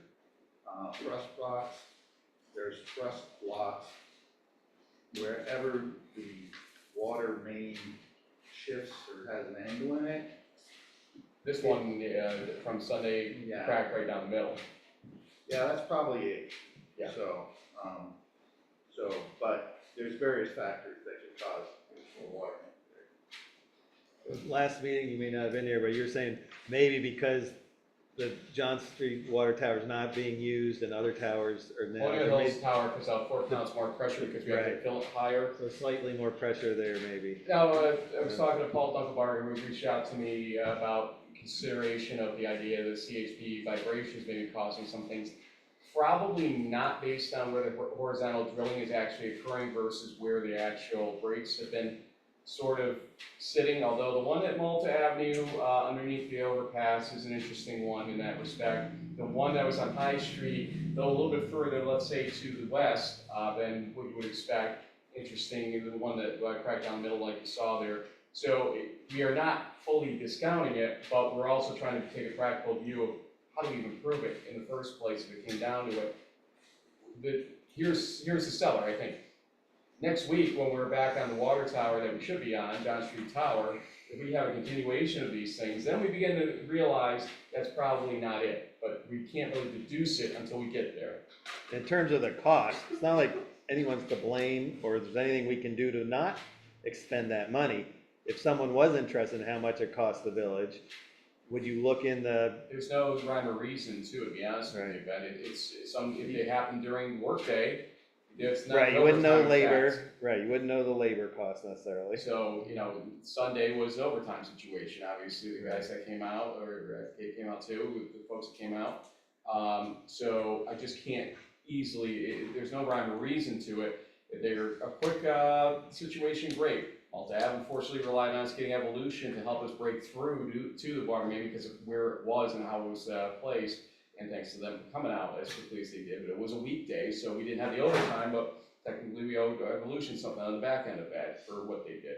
There's just no rhyme or reason to it, so there's no way to answer it. Here's what we know. We have an old water system. We put together an $18 million plan a few years back to begin addressing it. Water towers were first. We're addressing the water towers and getting those done, and then we begin to figure out leak detection is something that actually we're going to start doing because one of the things we saw with respect to the Milltown situation is we found an illicit connection. We still have a lot of water loss over the last few years over there. So we're going to see if leak is part of that and also understand how leak detection works. So we look forward to that coming up soon. We told the state that they have a conservation program they sort of make us rely on and be involved with. So we'll see how that works. So leak detection coming up next, perhaps electronic meters to be able to see that too. But then, some of the stuff with the actual infrastructure underground might be a pretty big haul and also probably needs to be done alongside our paving program. So we're not ripping up good roads every time we're doing it too. Just thoughts on that generally for you. I think I've commented everything I was going to comment on tonight. The one thing is, I've noticed in the recordings that the recordings are very low in volume. It's getting harder to hear. And I don't know if there's some adjustment that can be made, especially if there's a photocopy going or the air conditioner's going. But it seems like particularly low the last few meetings. Good enough, thank you. I can do my part to speak louder. I've been talking softer.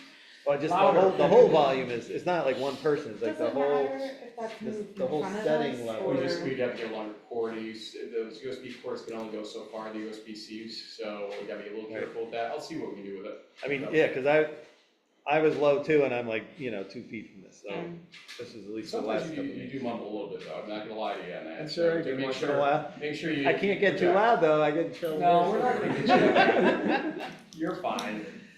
Mary? Bernadette? Marilyn, are you guys selling any vegetable plants or any produce? Absolutely, yes. All right, cool. Thank you. I need some. Jason, thank you for saying that, and I will leave you on this note as we get ready to adjourn. One of the reasons, or one of the things I get asked a lot is the reason why I do support athletics as much as I do, and I've been part of Division III football for 30 years this year. When I was 19 years old, literally, I started covering Division III athletics, college football and basketball, and you start to learn as you do it the positive effects it has on the youth that you spotlight in that situation, and you sort of learn a lot yourself from that process, but also teach them about, hey, people care about you and your story and everything else. And when it came down to when I became mayor and going to the programs, in football, baseball, basketball, at Ballston Spa High School especially, but even some of the youth programs, you realize, looking back to even COVID, what we did to our youth during COVID, we didn't get to spotlight them. We took away a lot during it, whether you agree with what we did or not. It was a dark time. And for me, this is a time to get to spotlight them, we get to actually highlight them, let them know we care, that they matter and everything else. And that's why I do go the extra mile to the degree I can to make them realize that. And to also begin to trust government officials a little bit more, because I think that's where the biggest distrust comes from, all the fighting they see on TV, the internet, TikTok, and everything else. It's important for them to understand that not all governmental leaders are, self-interested monsters or whatever you want to call different things out there, that many of us are those who care legitimately about them. And so it's a way to really build that bridge at the end of the day and decide on stupid bets or stupid challenges to go blonde when 49 years of life, I never dyed my hair at once, and now we do it now. I'm in a midlife crisis, people think, I think. So that's that. Thank you again. And now, can I get a motion that the vouchers be audited and the meeting be adjourned at 8:52 p.m.? I'll make the motion. Trustee Baskin. Second. Trustee Raymond, discussion, all in favor? Aye. Opposed? Everybody have a good night. See you in 2 weeks. Everybody. Very excited to get out of here, apparently. Thank you, Tanner. Yeah, my presence was totally necessary.